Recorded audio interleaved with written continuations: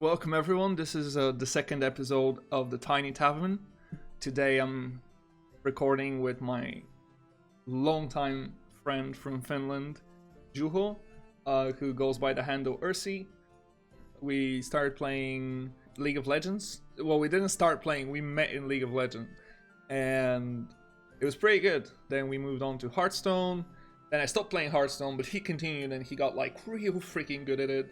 Won some tournaments, became like a famous streamer, which is quite an achievement in the Hearthstone directory, and now he is playing World of Warcraft and studying to be older/programmer.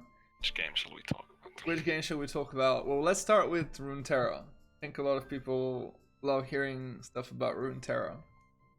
So, on the first episode of the podcast, I spoke a lot about I think Runeterra is the best card game right now on the market. Like, nothing really digitally competes, because it takes the best thing out of every other card game and puts it in there, and it's like an amalgam of all the good things in other card games. Like the progressive mana, where you don't have to deal with lands. The deck size is great. It takes the evolution mechanic of Shadowverse. It creates the mechanic of overload spell mana. It has the turn-by-turn play of Gwent, but without the every match is like a math equation that you just have to solve like right at the start. It's so good. It's just there's like nothing about it that I'm like, oh, I wish that thing wasn't in the game. Like that would make the game better. No, like everything, including I spoke about this as well, like how every unit has haste. I think haste is the best mechanic in any other card game. Like, no. Objectively rather than subjectively. Like objectively, most people love haste because it's a fun mechanic to play with. It's instant, board impact. As soon as you play the thing, it does something. You don't have to wait. So giving that to all your units, it's just spectacular. So good. So I will say I'm not very familiar with Runeterra mechanics. I played it for like 3 games. I genuinely believe there's no way you won't like it. Maybe. Knowing the card games you've played, it's so smart. There's so much less RNG. My co-host loves to say, if you think they have it in Runeterra, they always have it, because the game is so consistent. It's like you can almost always rely on your opponent to have the thing you think they're having. Like so then are you forced to calculate, like basically kind of like chess, like he has this move and then I have this move and then he has this move. Yeah, and you gotta like try to create a favorable circumstance where his move is either illegal, where they can't play it because they ran out of mana because they thought you don't have your move, or you have to lose to that move so you can then set up a second move that can win you the game. It's really good. I genuinely looked for any reason not to play the game. So what decides the winner? Skill, mostly, and deck build. But skill. A ton. Like, I would say RNG has so little to do with it. It's insane. Okay, so let's talk about the deck building part. I think a lot of problems that people have with existing card games in general is that the decks are predetermined. There is no variety. When you see one card of the opponent's deck, like, let's say for Hearthstone, 28 out of 30 cards in each. Okay. Do you think that's not true for Runeterra? Right now it's pretty much true, but also, for example, if you play Demacia, you can choose to have back-to-back, which is this combat trick that buffs 2 of your units, or you can choose to have Riposte, which is a better buff but for a single unit, and they cost pretty much the same mana. Like, one of them is 4, the other one's 5. But you don't think there will be a point where the metagame is... They've said that they will be releasing patches every month on a timed basis. So they're going to have a deadline to make changes. It's not going to be like, oh, well, we'll see where it goes. Maybe we tweak some things. It's going to be every month. Clockwork. Yeah, stuff being updated. I kind of like that very much. I agree with the schedule. Yeah. Going back to Hearthstone, where I have like... I don't really have knowledge about any other card game, like in terms of the evolution of the game. But in Hearthstone, it's like it takes maybe 3 weeks before everything is figured out. It's always the new cards. There is 3 weeks period where everything is figured out. And lately, that phase is becoming shorter because of people investing their time, and there is also better computer algorithms to track that kind of stuff, like to figure out the best decks by just analyzing a lot of data. But it seems in Hearthstone it's the 3 weeks, and then it's just stale, unless somebody, like maybe then one occasion out of the next couple months, one person comes up with a good deck, and then there's a new kind of shifting couple weeks. I think there's been a lot of shifting in Runeterra initially, and now it's sort of, I like I said, I don't know the mechanics of the game, but I'm going to bet that will be reduced by very, very much because of just data analysis. Well, they're already on the way of making new patch, so yeah, I like that. I hope they can keep going that way. There is a challenge because if you force patches, you have to have the quality support. You know, like the new patch needs to be a quality. It needs to have good cards. It needs to shift the game, but still be a good game. I've never played a card game in beta that's been so balanced and so diverse. Like, there's so many decks. You can build so many things, and very often the decks are right now ranked like S, A rank, B, etc. So very often you would have an A deck ruin an S deck if you're a better player. No problems whatsoever. The game is just so skill based. It's crazy. It's so nice. Almost every time I lose, like I have non-games 1 out of 20 games or something. It's so rare to have a game where I'm like, well, there's nothing I could have done here. My opponent had it, I never had it, and they just got a free win out of me. I was just a dummy for them to hit. You know? So many games were like that in Hearthstone. That was the biggest kind of bullshit moments for me. Like usually it was especially true with if I played control, which I often played, and my opponent played aggro. Right. The mulligan is very straightforward, and then every turn you don't even have 2 options. You have maybe 2 turns where you have to think, and everything else is just, you can think all you want, but there is one play you can do. Yeah, that's why I really don't like card games that use the land system.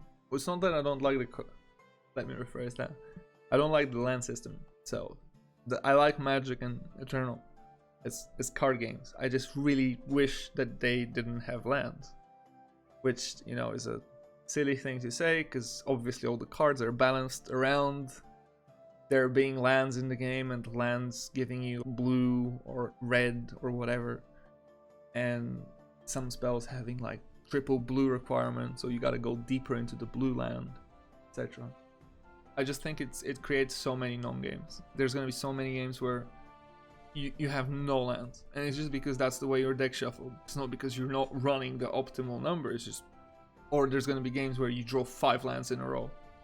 Your opponent's there drawing gas, especially if you're in a top deck fight. Your opponent just draws, you know. I actually think Hearthstone had the same mechanic. Lands? Like it was hidden. Yeah, the lands were hidden. The lands were hidden in the curve. How come? There was like Curvestone meta for like a year or 2 at some point. Mm-hmm. And if you don't have your land, i.e. your curve play on turn 2. Let's say you play Death Rattle Hunter versus Death Rattle Hunter. If one of you has the turn 1 play and the turn 2 play, it's like, and the other one hasn't. It's like the other guy having lands and the other guy not having lands. Well, that's the more fucked up thing with lands, though. That's not the only way they work. Like, if you're aggro deck, you don't want to draw more than 3 or 4. At any point, any extra land you draw past the 3rd is useless. Completely useless to you, because nothing you will play costs more than this. And you've already unloaded your hand, so you're sitting there just hoping you never draw land again. That's the life of an aggro player in a game with lands. It's lands just become these dud cards that you're hoping you never see. That's the optimal number that you need to cast your highest cost spell, which is just such a bad mechanic. Like we've evolved so far past that. I agree. It's hurts me. it's good that card games find a way out of it. Yeah, and it's the same with. I think the only reason Summoning Sickness exists in all card games is because it existed in Magic, and the reason it existed in Magic is because it was easier to balance cards around it. You know, so much easier. Like to go, oh well, this doesn't get to hit for one turn, and in case the unit isn't, you know, as impactful as we want it to be, give it haste so it can hit on that turn, and then you're like, well, that adds value because no one else can do it. Yeah, okay, fine. Oh, the unit is tired because you just summoned it. Really? Okay, cool, that totally makes sense. It's not because you couldn't balance the game around it if you didn't do that. Bard rant. Why did you stop playing Hearthstone? Because of the non-game? No, not because of that. I guess a combination of things. I got contempt and I didn't feel like it was... Like, I wasn't happy with the challenges I was given unless it was like winning big tournaments, you know? I wasn't feeling the kind of satisfaction anymore playing the game. Because if you achieve something, then... And it's an RNG-based game. Like, I was pretty lucky to get where I was. It was mostly based around, well, doing well in the Finnish scene and then one very good international tournament. And that tournament was a pretty lucky occasion. So, just having that experience and realizing that it will be pretty much unlikely to replicate was kind of... Really unlikely to replicate? I mean, it's how should I word it? Like, it's... I felt like the RNG denied me of winning. That's kind of, you know... Yeah, I definitely think... But also in reverse, like, the RNG made me win. And I don't know if I deserved that. But the second reason I quit was that I think Blizzard printed 2 very bad expansions that I just didn't enjoy. Which were these bad expansions? I have to think about that. I don't remember exactly. I think it was Cthulhu expansion. I didn't like that because the meta just became full Cthulhu. Like, one card shapes 70% of your games. That's quite stupid. And then the following expansion after that was kind of nail in the coffin. It was also bad for some reason, but I don't remember which expansion it was. The last time I played it was a pirate expansion. And everyone was playing pirates with weird flying eye blob pirate that you play on turn 1. It was a warrior pirate. The pirate. Yeah. That was so bad. That was the ultimate draw RNG. Like, if you draw patches, you're probably gonna lose. You already know if you draw patches. And if you have a 1-drop that summons patches, you're probably gonna win. Like a huge... There's probably some actual statistics in that. Yeah, it's very easy to calculate. What are the chances that you draw a 1-drop, but not that 1-drop? Yeah, and there's probably some data about it as well. I'm saying, like, I'm just making this up, but let's say if you draw patches, your win rate suddenly drops from 65% if you hadn't drawn it because you had a 1-drop to like 35. Yeah. I'm making up the numbers, but sure, yeah. But I imagine it could be as bad as 65, 35. Sounds close enough. So yeah, the draw RNG became too swingy. And now you're playing another Blizzard game. Yeah, but there's no RNG. I don't mind Blizzard. Yeah, but it's not Actually, really... I do, but I like WoW. It's not really PvP. Also, it's full of RNG. How can you say there's no RNG? Every time you kill a boss, there's RNG. Every time the boss targets someone with a spell, RNG. Every time you don't crit, RNG. I mean, what is the actual problem with RNG? I don't mind RNG per se. Me neither. I actually love it. Poker players look at RNG this way. They say, well, if RNG wasn't a thing, then poker would be exactly the same as chess. And then none of the bad players would play because they wouldn't believe that they can win against a better player.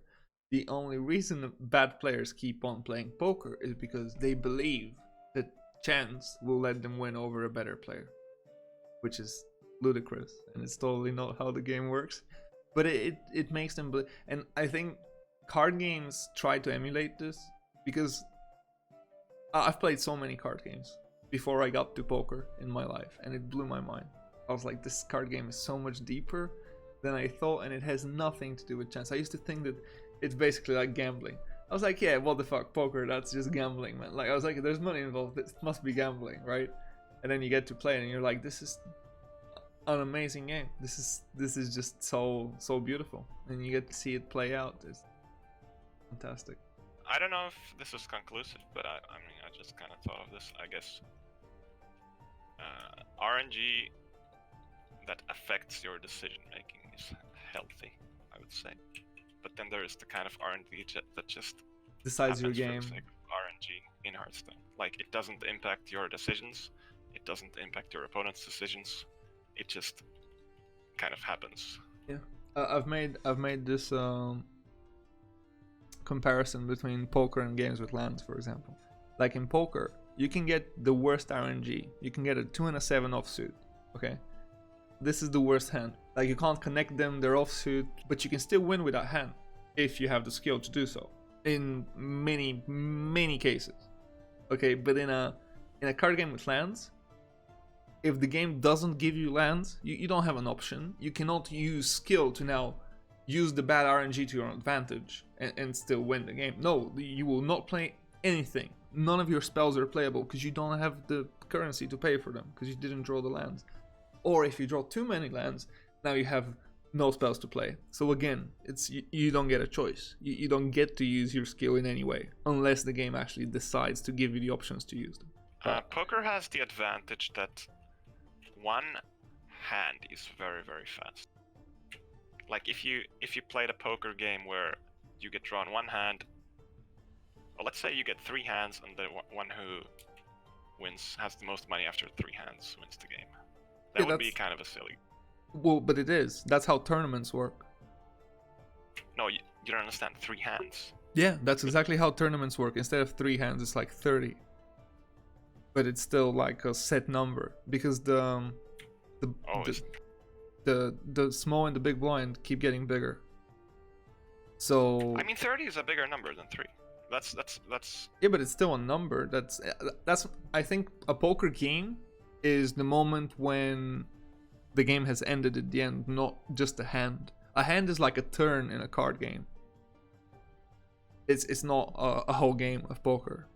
Like, the game of poker is from the start of the hands to the end of the hands. Could be like 200 hands or whatever. But it's not each individual hand. That's. I mean, you can define it that way, but I would just like to make a kind of different comparison. Yeah, sure. Which is that, I mean, in poker you get so many hands during, let's say, that even when you have bad draw RNG, you draw bad cards like 2-7 offsuit. It's still going to be about, you still have interesting decisions, like what is the best way I lose minimal money with this hand, or what is the best way I make money with this hand. Yeah. It's ultimately about, and I think you told me this about Hearthstone once. You're gonna win some games just because of the way you've drawn. But climbing and getting a good rank is about winning the games where you didn't draw so well, despite not drawing so well. Because those are the 40% or 50% of games that you're supposed to lose. So if you manage to get those and not lose them, then climbing is a breeze, you know? To quote a wise Finnish man. Yeah, I think the Hearthstone ladder was kind of, I mean, there was still RNG, but it was more fair than a tournament. At least. Tournament is made up of, let's say, 7 best of 5s. But actually, to get, let's say, top 10 on ladder, you have to play more games than that. So the RNG just dilutes itself. I thought ladder was always, like, high ladder was always about actual skill. You could get there with luck, but staying there was, some people managed to stay there, and that was fully due to their decision. Both in deck building and decision in games. Don't you feel like something is missing because you're not playing card games anymore? Because you're playing WoW now? You used to play against players all the time in these 1v1 matches, but now you're just playing a game where you're part of a team and you're working against AI. Like it's the absolute opposite experience, I would say. Co-op play again versus 1v1. People are gonna think this is I don't in any way mean card game players are like boxers or like MMA fighters, but it is a very similar mindset that you need to have. It's only you and the opponent in the game. One of you is gonna lose that fucking game. I need to edit that F-bomb out. The other one is gonna win the game, right? But so you gotta be the one that really wants that win. You gotta anticipate their movement. You gotta try to trap them. You gotta read them, especially if you're playing like a game where reading the opponent is a thing, like in Runeterra. It's great. It's really nice. So how do you cope with not having that anymore? I play for a different reason. I play WoW for a different reason. I don't play WoW to compete. But don't you miss it? Don't you miss the 1v1s? Yeah, I do. It's not that simple to get back to the interesting 1v1s. Like you have to. Well, it needs to be a fun game to begin with. And you're saying Runeterra is one, and I should play Runeterra. We can play some Runeterra together. I can play with you. And you know the spell mana thing? How when you don't use mana, it gets collected up to 3 to use for spells only. Oh, I didn't know that. Okay, so this thing enables control decks to come back against god hands from aggro players, and I think this is insane. If you're good, so if you're good and you save up your spell mana and you use your spells just right, you can come back against the best aggro hand with a control deck. That sounds like a really cool mechanic. Yeah, right. It multiplies your options, like. There you go. There you go. It's so good. It's so smart. No one thought about it before them, and the fact that such a simple way to put into words, and then such a complex outcome. I love it. It's so good. It's so smart. It's the fact that every unit has charge. So charge is not a thing in the game. It's just anything you play instantly has impact. So you really gotta think on your feet and think, what are they gonna play? Like, say if I pass and they get to go, are they also gonna pass? Are we gonna move into the next turn, or are they gonna play something? Big distinction. Can charge hit your face? Well, not really, because when you play something, you don't get to attack. Your opponent also gets to play something. Oh, right. Which counters the issue with charge hitting people's faces. So everything has a response except burst spells. No one can play 2 things at the same time. Like it all goes me, you. So you also never have this thing that you have in Hearthstone and pretty much every other card game where you just sit there for 2 minutes and wait for your opponent to have fun before you get to have fun, which is very dull. Also, it's very free-to-play friendly. It's insanely free-to-play friendly because they want to incentivize players that play other card games to come and play their card game, right? And they want you to not cling to your collection, from the other card game. And instead they're like, whoa, yeah, we're gonna make like collecting cards incredibly easy. You basically, all you have to do is play 3 drafts per week, and we're gonna give you a ton of free shit. And also, when you play outside of those 3 drafts, we're also gonna give you a ton of free shit. I know many people that play absolutely for free and they have an almost full collection, and the game is barely released, right? So, the cash model is, if you're gonna, before you ask, because I can see it coming, the question, with Bard, I can just have a podcast with myself. With Bard, how do they earn money? I'll tell you how they earn money, Ersee. What they do is they release a lot of skins that are really good. So they release like this pet that you have in the corner of your screen. You can have different pets. And for example, I bought a little Demacian Griffin, which is like a little hatchling griffin, and it has a little helmet on, and when you click on it, it chirps for justice. For Demacia, right? And it's adorable. Wow. And it's that's Riot's model. They already tested it. It works well in League of Legends. They know how to do it, so why not? It's the best model for players as well. It's so nice. Like you buy something because you want it, not because you need you have to. Yeah. You're not forced. It's not like you will not compete in tournaments unless you drop $100. No. Just play the game. You get the card. If you want the game to look very pretty for you. That's a good way to get more players to play your game. Yeah, it's exactly.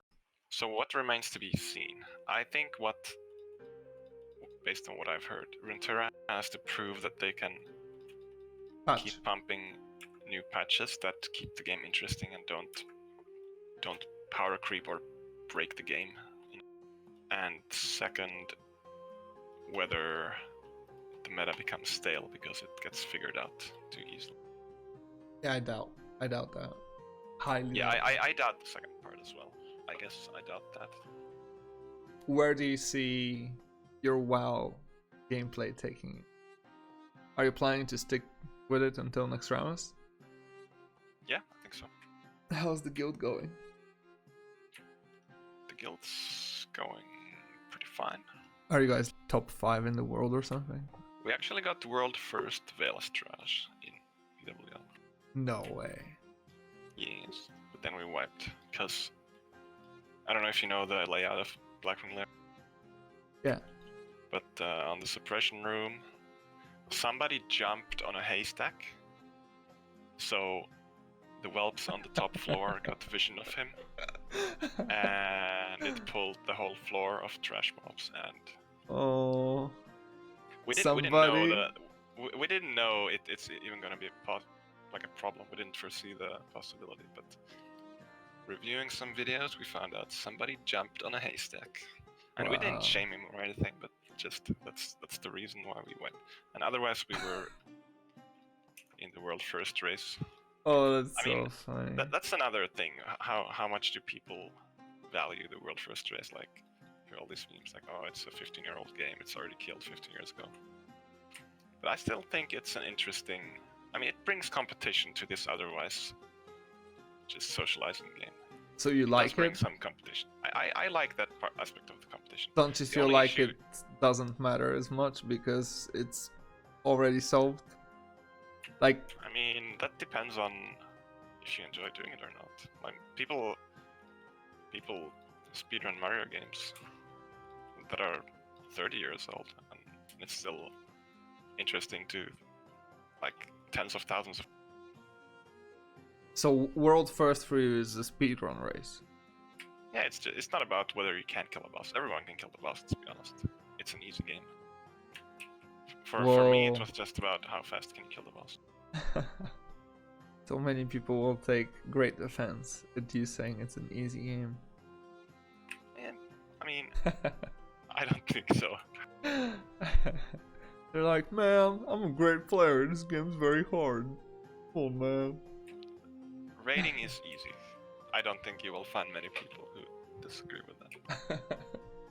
It's time consuming and it's hard to get 25 or 20 or 40 people to do something at the same time, you know? It's not as easy, really. It's easy because you have a nice guild, you know? It's a management issue. Yeah. It's hard to get 40 people together that are. But the raiding itself is easy, is what you're saying. Yeah. Yeah. How's the coding going? I'm just learning the basics. It's mostly about me wanting to learn to code, and then I will see what I can do with that knowledge. So how did you decide you want to learn to code? Like, why code? Why not pottery? Or, you know, a lot of people plumbing? It's pretty hard to pinpoint. I guess my interest grew slowly, and then eventually it tipped over a point where I'm like, yeah, I guess I'll give it. And do you want to learn how to code so you can work for a big company that makes software for airplanes or hospitals or something? Or yeah, you want to work in the game industry? Not so much the game industry, I don't think, but I mean, really? It's a possibility. Why? What's wrong with the game industry? I don't know. Can't explain it. It's not. I like games, but I'm not that passionate about making a game. I don't think. Would you want to code a game? Yeah, that's the total opposite of me. That's why I started learning Python. I wanted to code my own games. And then as I was doing it, I came to the realization that the more time I invest in this, the less time I'm investing in, just less time I have to improve the way I write. So that in 10 years time, I'll be 50% writer and 50% coder, whereas I can be 100% writer. I will never be a writer. I want to be a writer. See, I think if you really want to be a writer and you really understand what being a writer is, most people shouldn't go calling themselves writers. Like, there's so few people that are real writers. Like, because What's a real writer? What's that? Shakespeare was a real writer. Why? And because the things he wrote are uncanny glimpses into the human nature and the way we are, and they have nothing to do with our life today, but we still do the plays. Like, they're still acted in every theater in so many languages because they're so good. For 500 years, barely anyone has managed to write something that can compare to the things that this guy wrote, and that's absurd, you know. So when you go around calling yourself a writer, you're saying you're part of the same like circle, that you belong to the same circle of people like Shakespeare, writers, and Hemingway and Tolstoy, and you know, writers, man. You can't just write something, you know, willy-nilly that's not thought out, and there's barely any plot, and there's no substance, and the characters are flat, and just because there's a little story going on there, you're like, I'm a writer. Or because you strung two sentences together. Just out of curiosity, can you name modern writers that are on the same level as the people? I think Brandon Sanderson is really good. George R.R. Martin is also fantastic. But, I mean, everyone's gonna say... Okay, the fact that you can already name people makes me give you a little bit of credit, because I mean, it's not just nostalgia or that kind of stuff. No. Like, or not nostalgia, but you know what I'm after. Like, yeah, just giving him some person extra value just because he was ahead of his time. Yeah. That shouldn't account for anything, in my opinion. I completely agree. No, there's still great writers today. I'm not saying Shakespeare. Oh, no one. I said, like, many people have written great things since his time, but it's the amount of people that go around saying they're writers and because they wrote something. It's too much. I mean, it's just a profession. That's their profession. It's like you can be a good farmer and you can be a bad farmer, but you're still gonna call yourself a farmer. Yeah, I guess I look at it like a vocation. Like, you gotta prove beyond doubt, and you gotta write something that people read and weep, you know. Unless someone reads something you wrote and cries, you're not a writer. That needs to be the ultimate trial. Can you make someone cry without making it super depressing on purpose? Just start writing the most depressive, dark shit. That doesn't count. You gotta write a story where in the end someone is touched and cries, and then they go away, but they keep thinking about the story that you wrote, even though it's just fiction. You know, that's what you gotta make people ask themselves the right questions. That's what writing is. It's not. That's the other thing. I used to go to these seminars, and they would talk about what they want to tell people with their writing and stuff like this. And it's not about what you want to tell people, really. It's about what you want them to ask themselves. It's the questions that you pose for people. That's what stays with them. Not some preachy, oh, do this, or oh, don't do that. You know. We're gonna talk about League. Oh, we didn't. Who cares about League, right? Dead game.